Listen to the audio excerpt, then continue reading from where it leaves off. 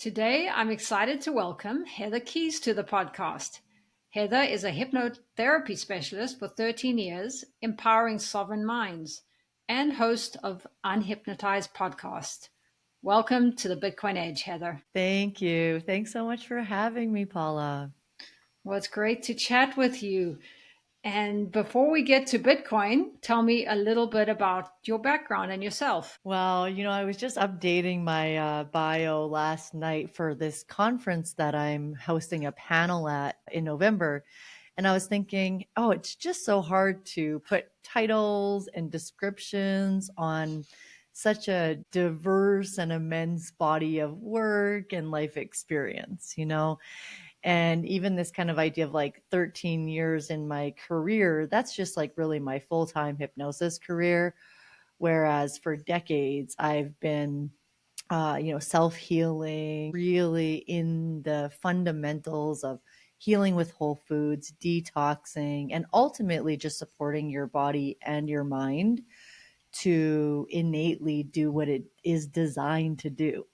So I'm much more for this whole idea of like integration and support for mental, physical, emotional, spiritual health rather than like attacking, some idea of like attacking or changing or anything more than supplementing or helping the body do what it's designed to do, I guess, if that makes sense. Yeah, I'm with you on that holistic view. So, Yeah. where did your healing journey start? Yeah, so basically, like many healers, I think my healing journey started with healing myself. As a child, I had died from an asthma attack, and then my dad had to give me mouth to mouth to come back. But that was after already years of bad asthma. And then it would always either be like on my skin as eczema or in my lungs as not being able to breathe. And throughout the course of my life before I came to natural healing or before I had awakened, to the possibilities of actually healing something, I, like many, was just caught in the cog of the system, especially as a young child on so many stimulants and steroids, and without the realization that that was in fact impacting my body's ability to heal and affecting its ability to heal rather than helping it. And so I will definitely say it was a long journey, of healing my lungs and my skin and all of the beautiful wisdom that came with that. But at some point, I always knew that I was going to help other people with what I was learning. At some point, I knew that, there was going to be other people that could learn from what I learned, or could maybe go an easier route and not have to learn all I had to learn. I mean, granted, everybody has to learn their own thing. But then what happened was that I was missing that like emotional, psychological healing. Like I was very aware of kind of what was going on. I was very aware of like things I was being triggered by. I was very aware. I was journaling always a lot. And it was just like that when I was like, oh, right, hypnotherapy. And I looked online. I found a course. I took my baby there and my family at the time, to another city, was in the course, and just realized, oh my gosh, this is it. This is what everybody needs, and never looked back. Well, there's a lot there and we'll get there.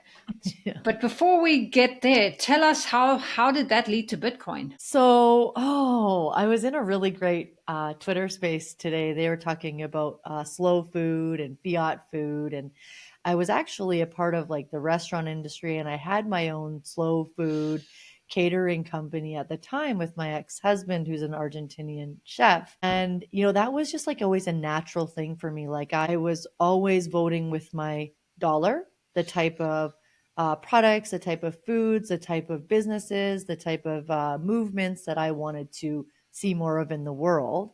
But I didn't know, well, at that time, Bitcoin didn't even exist. But even as I grew, that was just something I never let go of, especially once you have had to, heal yourself. You're just really woken up to the the errors or like the erroneous systems that exist that are called healthcare or wealth care, whatever we want to call it.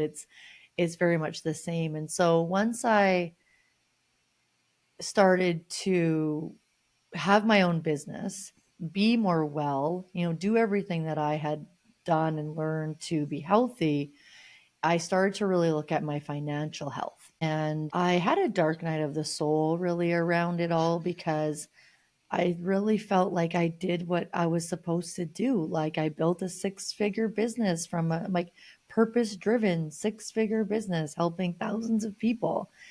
And yet I was still stuck in this system of inflation that no matter how much I sacrificed time with my son as a single mom, no matter how many people I helped, I was not in a, like, I shouldn't say, I mean, I wasn't in a, it's not like I wasn't in a better place, but I wasn't in a place that I considered to be prosperous, considering everything I did and everyone I helped. And then alongside, I had a couple friends in Bitcoin. I was in some crypto a bit. And then as I started to learn more about Bitcoin, it's just made perfect sense. The intersection of like healing and Bitcoin and food and just the realization of the fiat systems that are not supporting our health and abundance and well being is the same because of our money. So, what you're saying is the fiat system doesn't support our money very well, doesn't store our wealth, and our health system doesn't really support our bodies either. Mm. I've been on that journey too. I started with health, and I was lucky to have good health most of my life, but I had many other things to heal, like childhood trauma and money, and I had a very negative view of money, so I had to go through that before I found Bitcoin.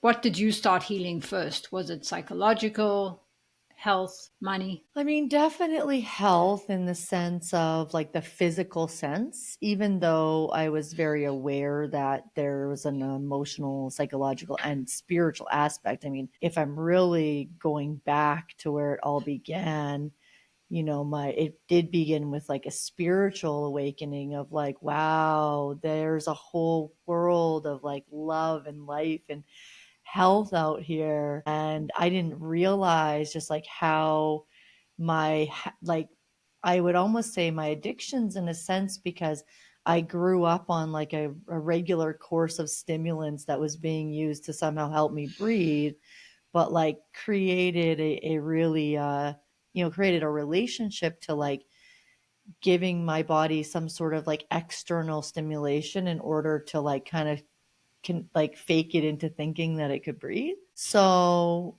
I mean, there's just so much, of course, to learn in that. And I think what inevitably happens, like one of the areas I love working in is like helping people heal the physical conditions from the emotional or the psychological aspect, right? And so it only made sense that I got to a certain point after I don't know how many even years of doing programs and cleanses and different modalities for healing that I ended up at hypnotherapy and wanting that extra layer or layers. So definitely the physical became the emotional, became the psychological, and then became the financial. Yeah, there's a lot to go through there. And do Yeah. you think most Bitcoiners go through a similar journey? No, I don't. I think that many go first financial and then they sort of wake up to the other ways of like being healthier or eating better because then they start to realize like they're not afraid to see, because they've already seen the financial corruption. They're not afraid to see, look at the ingredients of the food that they're eating, for example. So I think it's like, I mean, when I first started hanging out with Bitcoiners, I was like, this is just the perfect group of people for me because they're already seeing beyond what we're being told to see or what we're being told is like healthy or wealthy or right for the future. Yeah, that's true. I have found that too. Most Bitcoiners, and because there are a lot of men in Bitcoin, most Bitcoiners come for the number go up, including myself. but but I Yeah. just happen to have done the other health work first. So I also was a holistic health coach. So I've studied the food and diet for 20, 30 years plus, but my money wasn't right. But I love that there's so many aspects to Bitcoin, right? There's Mhm, just so mhm. many different areas. You mentioned that you like talking about the hypnosis of diagnosis and symptom suppression. So tell me how that plays out. Yeah, this is something I've been doing a lot of writing about and just looking back on all the work that I've done. I did a lot of weight loss groups, weight loss one on ones, just a lot of weight loss in my career. And it's still one of my favorite areas because there's just so much unhypnotizing that's helpful around food and exercise and even just like how we create our image and our health and one of the biggest things is that the tendency of our culture because of allopathic medicine and the advancement of western medicine is to think that we're feeling better or we're healing if we no longer have the symptom. And that's potentially true. Like like if I am no longer having asthma attacks, like that showed me, oh, I actually healed my asthma. But the problem is if that symptom is no longer showing up only as a result of suppression because of pharmaceuticals, then it's not an accurate representation that the body has healed whatever that symptom was bringing up to show us. And, something that I always see and of course saw through my own personal experience is when the symptom is left to be in its existence, it's really guidance towards exactly what we need to either look for, change, do differently. And also the pain, if there's any pain with it, is also a beautiful guiding factor as to something in our life that could be different. And, I have to give credit to like a couple of doctors that I don't know who they were, but I just thought this was really good for them to tell some of my clients in the past, like that didn't want to say go on an antidepressant or didn't want to go on an anti-anxiety. And they would say straight out, like, if you don't want to, then you need to leave that job or you need to change your lifestyle. Like they would actually just say those things point blank, which I thought was great. And also why I don't like to just batch all doctors, into the same pool.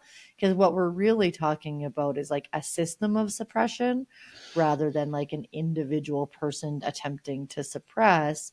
But also because of that, it's really created a lot of programming around health and a distrust and even sometimes a feeling like people will feel like their bodies are against them, and our bodies are not against us. Like our bodies are for us. Our bodies are giving us what we need. And yeah, sometimes it can be hard to feel that or hard to see that. But the problem with suppressing that is that it's just going to basically go into the liver. The liver is going to try to store as much as possible and do what it can, but it's eventually going to start to, basically affect the entire system from the inside out.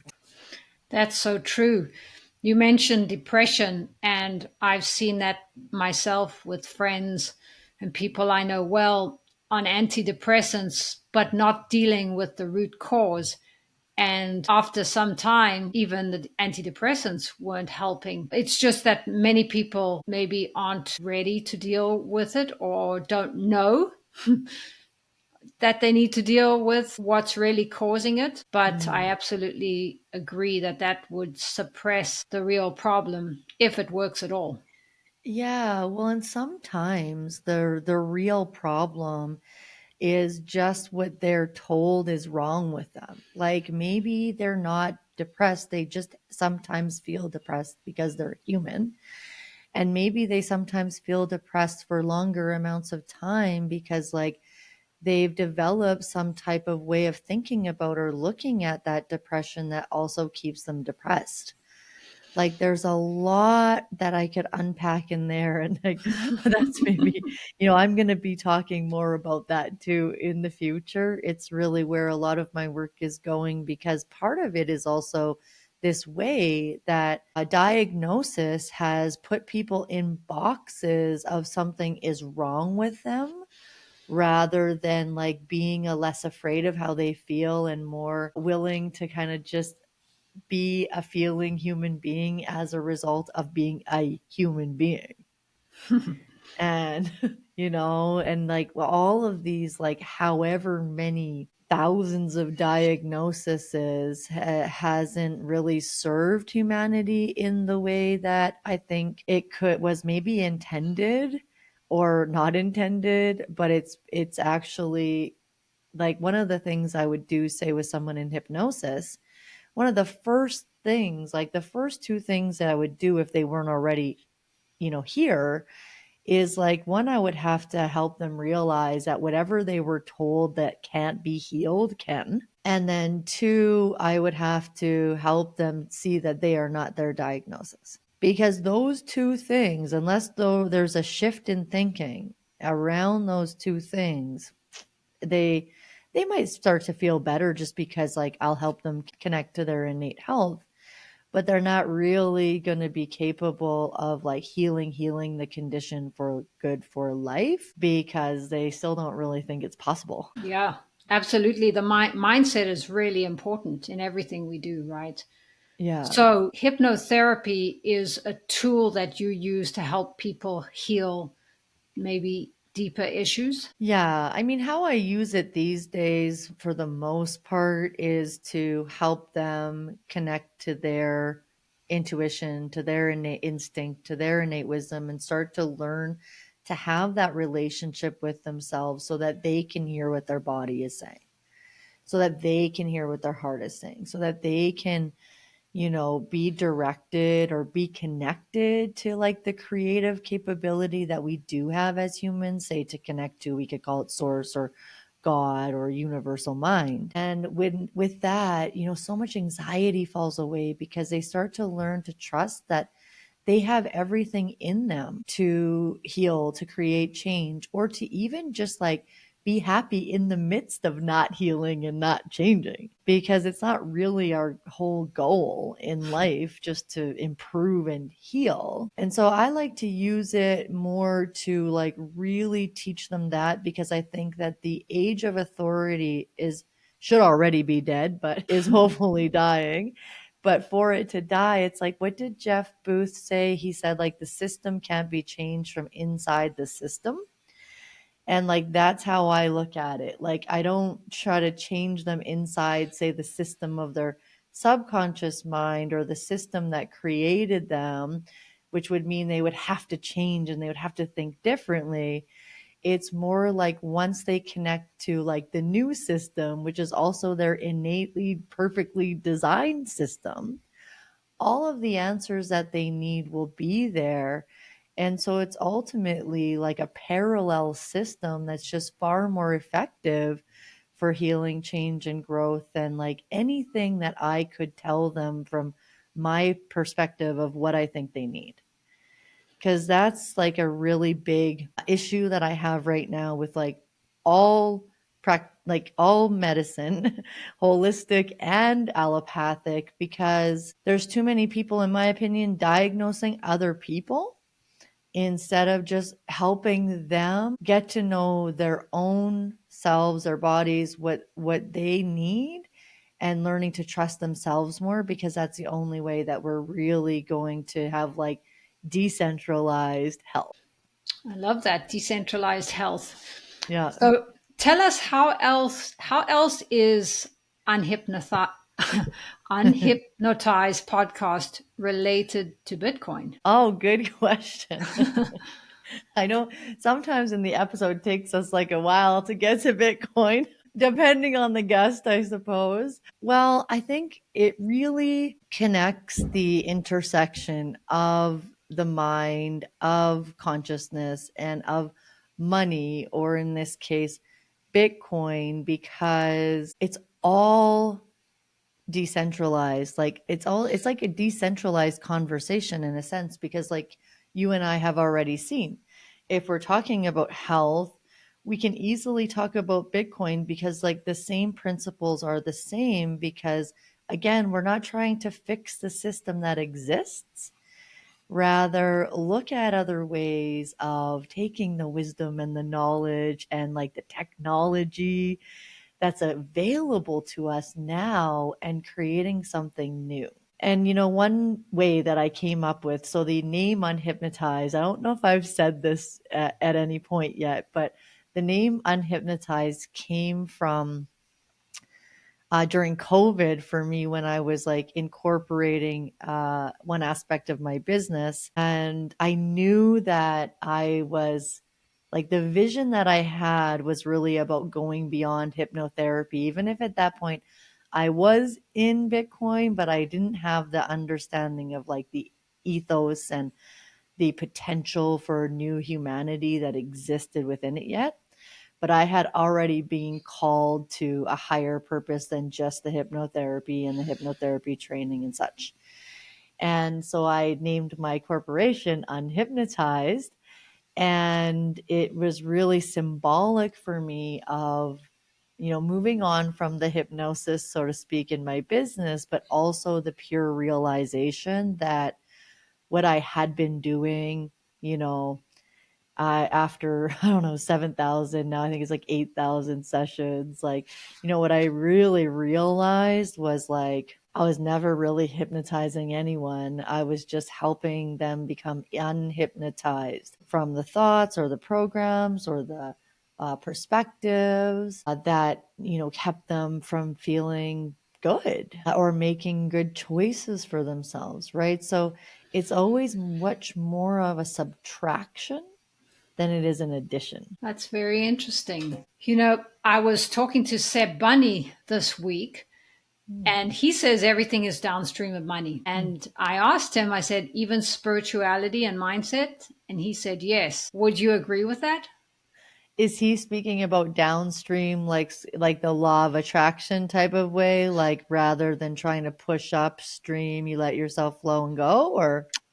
No, I think he Hmm. means that once we fix the money, once we have an honest money that cannot be tampered with and is truly decentralized, that Hmm. it even affects your spiritual health and everything. Hmm.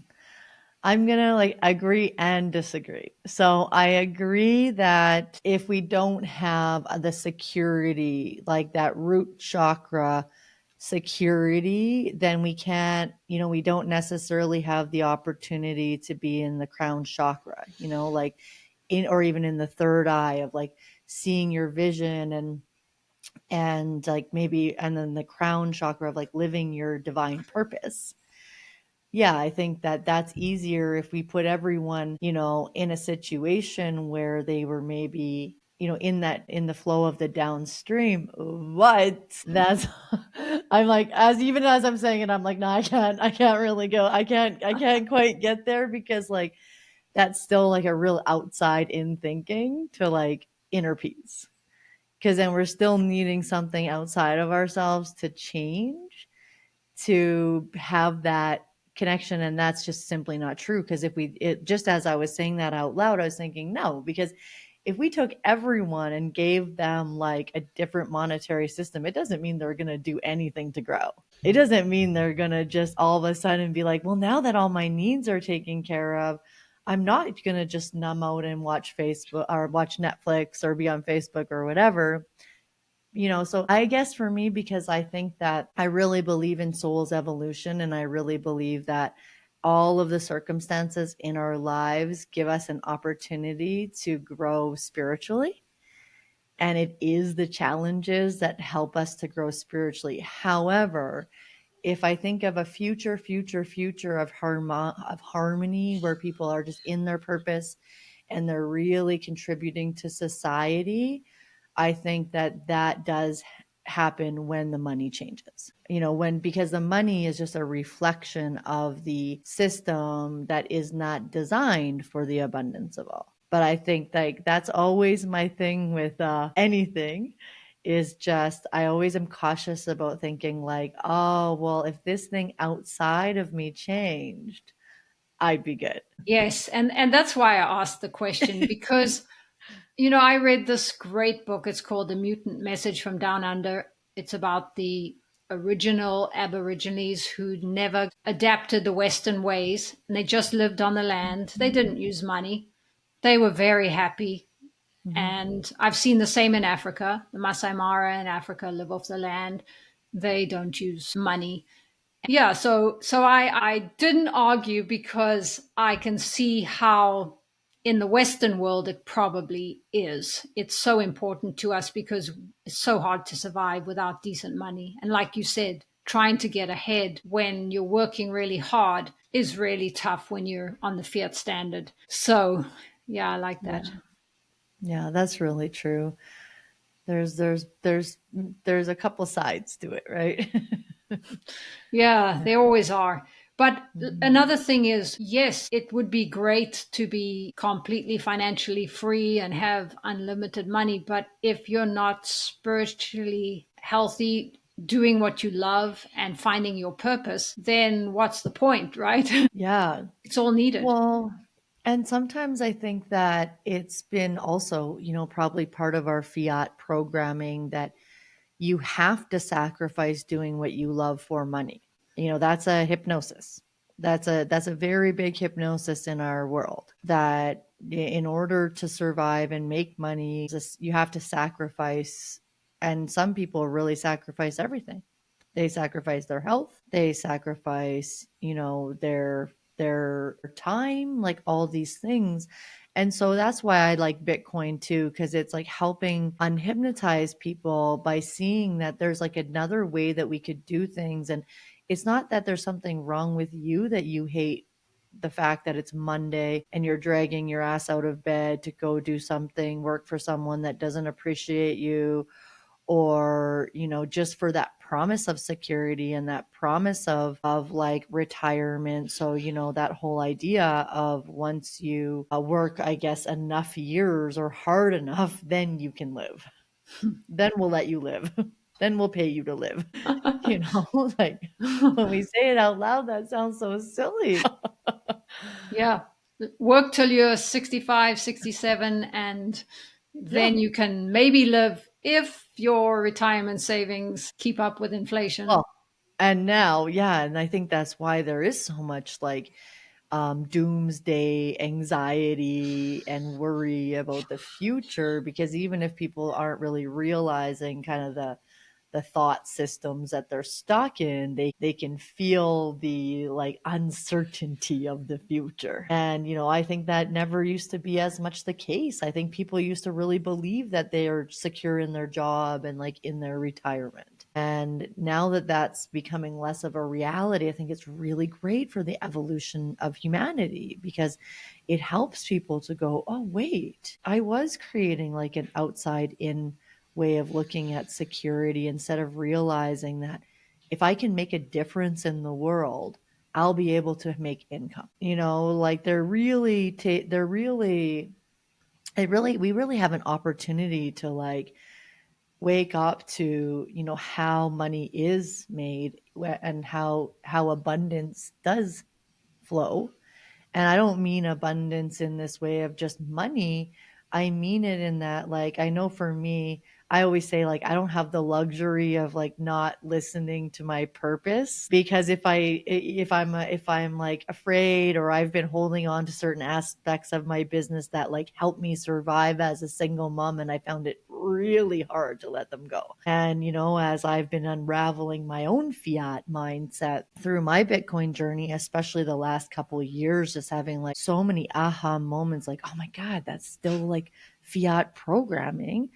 Like even in my own fear to let go of certain aspects of my business that like weren't going to serve like the next iteration of my purpose and like what I'm here to do now with the knowledge I have now. And that's takes a lot of courage. It takes a lot of courage to listen to this. I mean, I sometimes I say it like as like a joke, like I don't have the luxury to not listen to it, but I really don't, because I literally will have nothing come in. Like I will have no money, no Bitcoin, nothing come in when I try to cling on to those old ways of bringing in income, because they're also, it's not even because of the ways or how I did it. It's because it's not really supporting like the true version of me that's looking to emerge.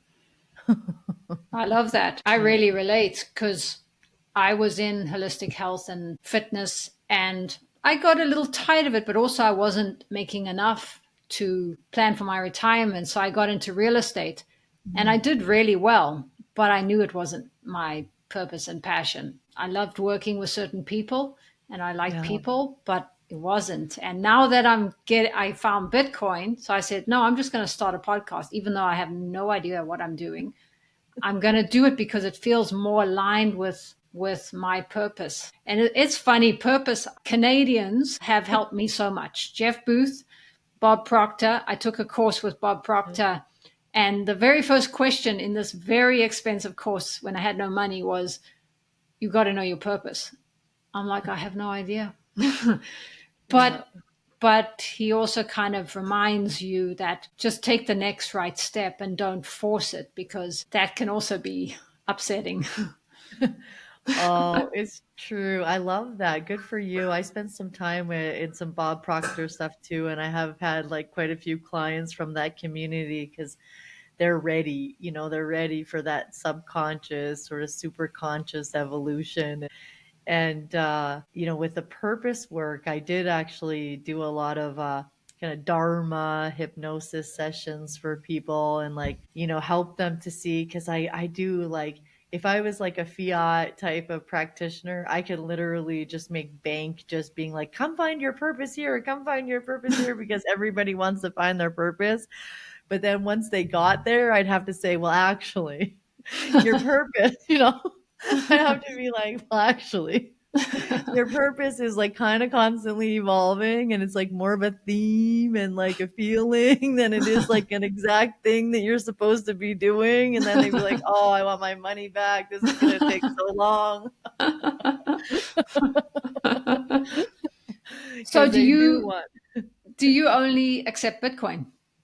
No. I mean, I'm not living on a Bitcoin standard by any means, but I definitely have been working towards that. And even just putting, even just buying Bitcoin, and then even if I have to sell Bitcoin to use it, but definitely using more, like having more relationships with people to buy, like I bought a chicken with Bitcoin, I bought some adaptogens and like different things like that. And then also now I do have Bitcoin clients, more Bitcoin clients too. Oh, I love that. Yep. Yep. That's very cool. So you mentioned the root chakra, and Mm. the root chakra is associated with our financial well-being, our feeling safe and secure, right? Hmm. So have you found that many of your clients need that type of healing? Well, I'm going to take you down, I guess. I mean, you're probably getting already used to me not really having a specific answer, but I'm going to show you my painting, because it's actually a root chakra with the crown chakra symbol in the That's beautiful. top. Thank you. Thank you. I started adding a little bit of a Bitcoin up there too. I'm going I to do a love it. Bitcoin part on it. But so, with that being said, here, I'll leave it there. With that being said, what I learned recently, I worked with like an OG breathwork woman in Denver when I was there in the spring. And, I'd already been having this sort of insight, because I put the root chakra up there first for myself, because I was like, how the F am I back at the root chakra? Like, I It's the started bottom my, one. yeah, like I was like really disappointed in this whole thing. Like, I was just like, because I had my dark soul with the money, and I realized, oh my God, the harder I worked, the more I sacrificed, the more taxes I paid. I think I made less money. And it was really devastating. And it's like, I know I had to go through it, but when I found myself back at the root chakra, which for anybody who wants to know, with the chakras, that really is like the money, like that financial security, money, grounded, feeling grounded. There's like definitely like a trust there. And I, at first I was like, damn, like I found all these things inside of myself. Like, I know I'm okay. I have been on my own for a long time as a single mom, and like, but then I started to realize I still had that fiat programming, like, of the pressure and the responsibility, like it's on me. Like, and I've got to work harder. And like, the reason that I'm not as like secure as I need to be is like because I'm not doing enough. And so that really opened my eyes to like also what I think of as like fiat psychology, which is like kind of convincing people that it's not the system, it's them. Like, you're not confident enough, you're not hustling enough, you're not disciplined enough, you're not motivated enough, instead of being like, no, like the food you're eating is full of crap, the system that you're working in is not designed for your health, whatever it actually is. And so then through this breath work, they connected the chakras. So the root connected to the crown, the sacral connected to the third eye, the heart connected to the throat. And it just hit me. And plus, of course, I was in this really entranced, amazing breathwork state where like it just started pouring in, just like all of the information around this started just pouring into my entire being, where I saw like, oh, right, it's not that I'm like somehow, somehow failed and back at the root chakra. It's that now I'm learning to have that security and build that out in a way that is more aligned with my morals and values and ethics and the humanity that I want to create. And not that it wasn't before, it's just that I had that missing financial piece, where that system wasn't congruent with like the work I was doing in the world. And then once I realized, oh, the crown is connected to this, it helped me a lot, because I also realized, oh, it is my purpose to kind of be at this beginning, sort of in the garden, tending to the weeds in a sense. Because if I'm honest, I still struggle with like not taking that responsibility on myself. Like, I still struggle with not like feeling a bit of overwhelm and anxiety and being like, Heather, you got to get your shit together. Like, you got to get this cleared up. Like, you haven't updated your website for like months or whatever it is, even though I always have new opportunities. I always have new clients. I always have, things pouring in, especially when I'm doing my own like work, in that sense of like letting myself be myself authentically and working with source. Or sometimes I say like God is my boss, because if I just like can surrender more and stop thinking that it's like all on me to be okay, then I'm really understanding the root chakra, then I'm really in my root chakra divinity. Well, this is way down the rabbit hole,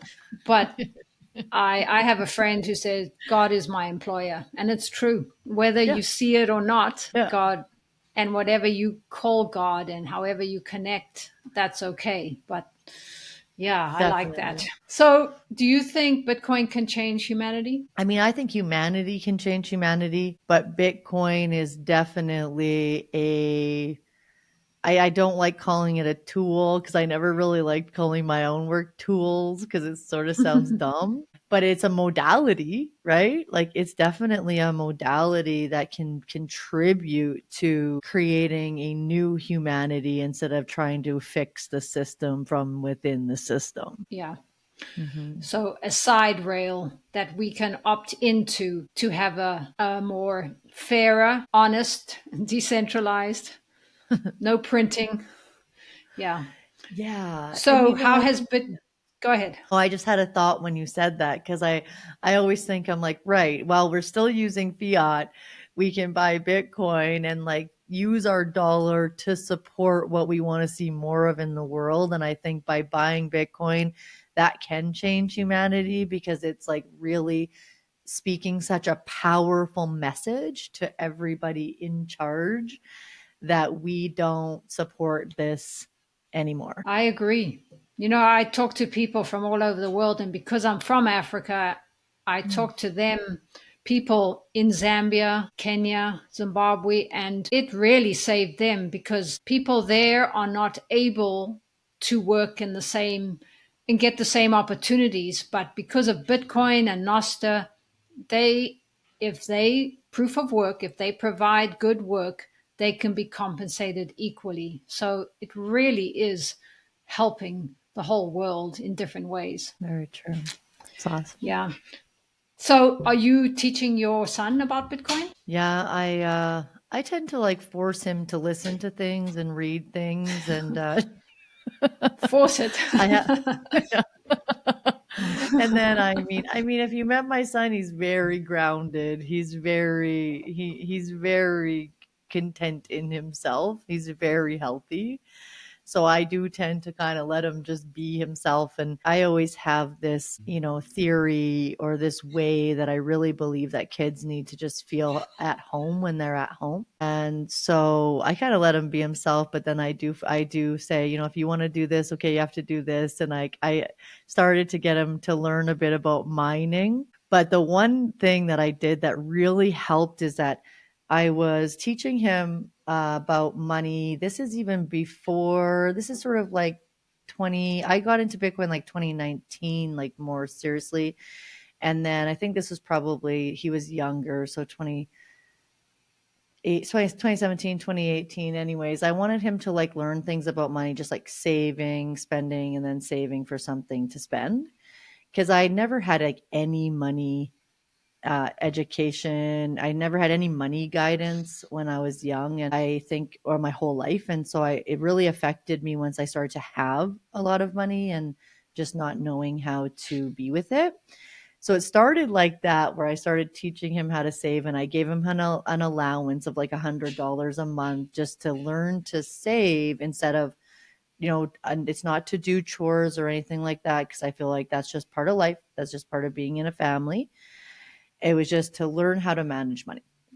And so he'd had about like $700 in his bank account, right? And it was in like some kind of high interest savings account. And he looked at it and he was like, this only made like $3. And he's like, that's terrible. And I think he was probably 9 or something. Like, I don't know, this is probably 2020. So he's like 10.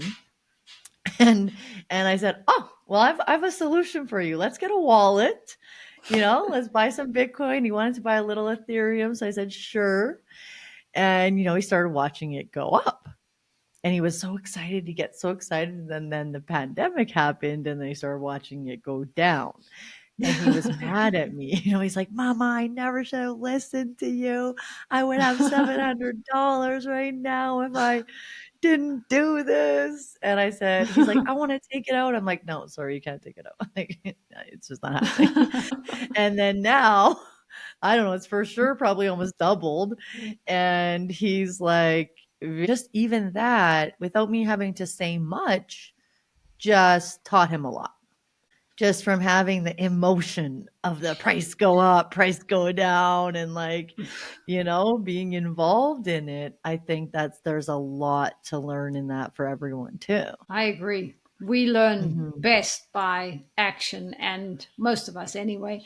And Yeah. I like to always tell people that I sort of coerce into getting Bitcoin just about the cycle, that it is possible that it could go down quite a lot, but long term, and hopefully then they'll learn more about it. Yeah. I mean, doing is the best way to learn, right? Because I know even him, he'll be like, if I talk about something too much, he'll just be like, Mama. Like, there's Mama talking about Bitcoin again. Or like, Those Bitcoiners, that's all they can talk about. So, besides everything you've mentioned, how has Bitcoin changed you?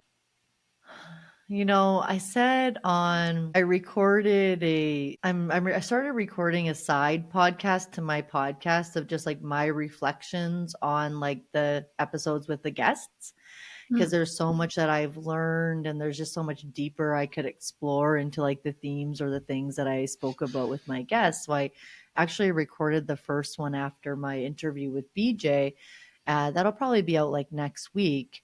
But one thing, even in recording that made me realize is that if I'd known Bitcoin and Bitcoiners like while I was going through my dark night of the soul, not my first one or my second one or my third one or whatever, but the most recent one that I went through during COVID, which my dad also passed in that time.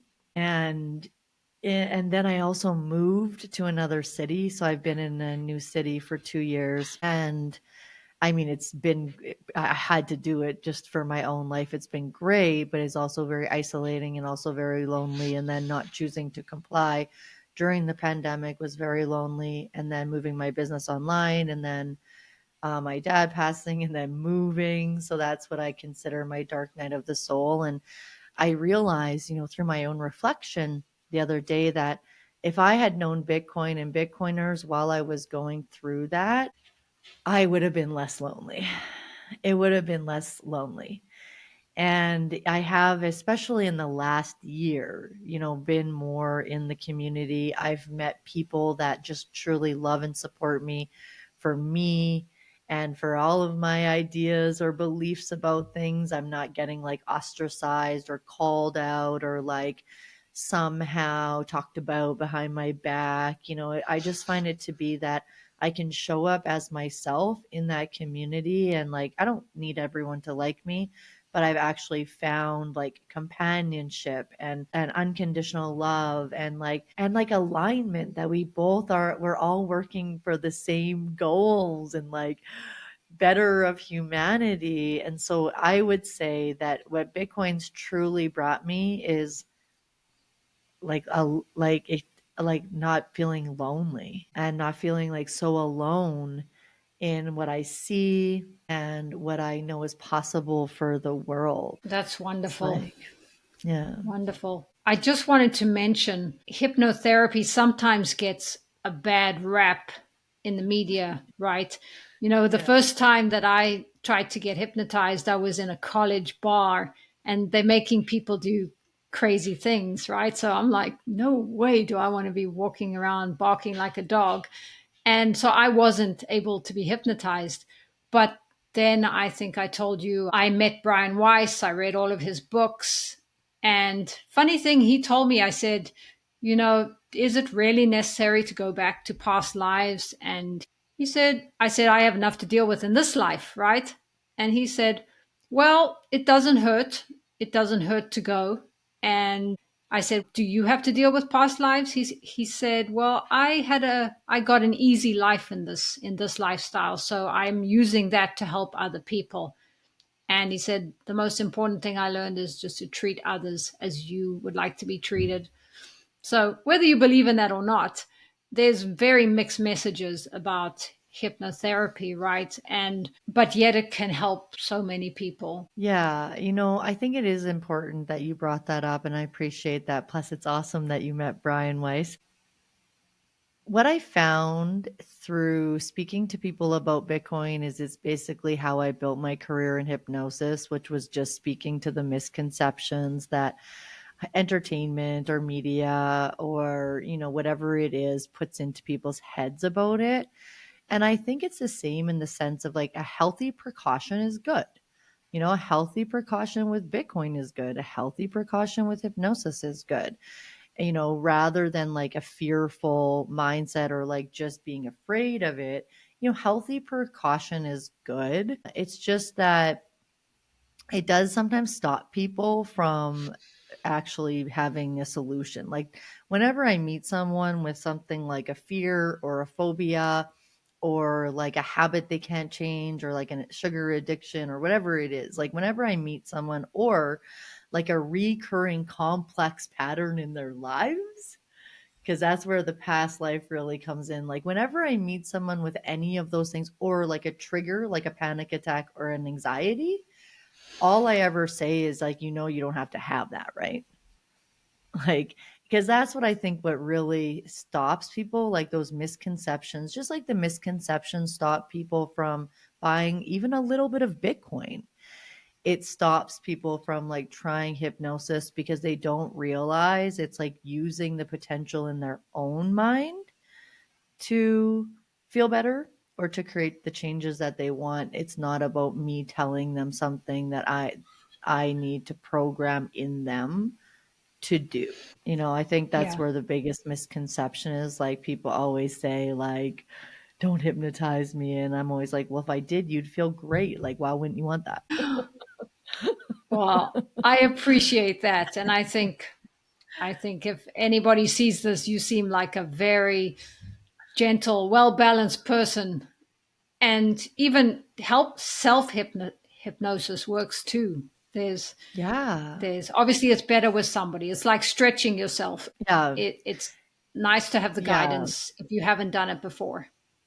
Well, I think too many people try to do self hypnosis without having been in hypnosis by someone else. Like, even for me, I did hypnobirthing, which is basically self hypnosis before I was a hypnotist. And I didn't realize, like, oh, I had to hypnotize myself and it should feel like this. Because once you've been in hypnosis, you know what it feels like. So it's really easy to just like drop into self hypnosis. Yeah, that makes sense. Hmm. And just to end on our Bitcoin note, because we've been talking about everything, but I love that you said, yeah, a lot of people don't buy Bitcoin because of the fear of the technology, or they don't know how, or it just takes a little bit of time. And once you've done it, it's not that hard.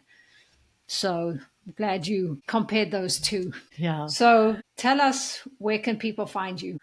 The best place I would say is just go to YouTube to my podcast to Unhypnotized. Sometimes I just search Coin Beast, and then that's where the podcast is. On Twitter or X at Unhypnotized BTC. That's where I definitely get more into the intersection between spirituality and the mind and Bitcoin, and definitely have like way more content to share coming up. I love that. And I think a lot of women really appreciate that. So Well, thank you. something that you're welcome. Because something that you said earlier, you said, I think because there is way more men in Bitcoin, like they tend to find it kind of that on that financial aspect. And what I've been learning as I've been meeting more and more amazing women with Bitcoin too, is that a lot of us did get to it from like the practitioner or the holistic health, doorway. Yeah, that's true. Well, thank you. Thanks so much for joining me today. This has been fun. Thank you so much for having me. I really enjoyed it too.